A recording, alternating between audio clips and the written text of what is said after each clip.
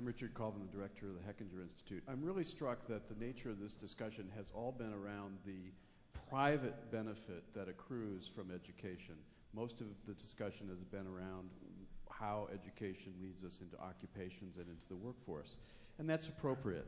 However, is there not a social, societal interest in having people who are broadly educated, but also who have been exposed to other people unlike them, that where there's a civic capacity, there's voting behavior, there's health behaviors, there's just sort of a general benefit to society of education in addition to the private benefit that might accrue in the labor force. And if we are talking about markets, how would you value that?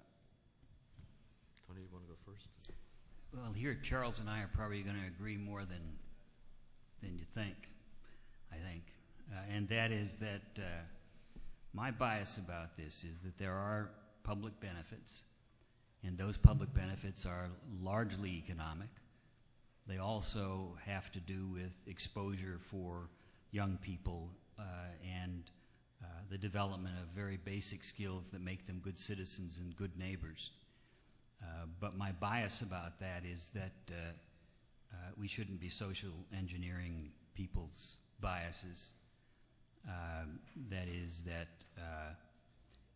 those are choices that those people should make themselves. The kinds of education, liberal education, for instance, I think should be available to everyone, but I don't think it should be mandatory. I think it should be chosen. So my bias about this is, oh, sure, almost all the economic benefit I'm talking about is public benefit.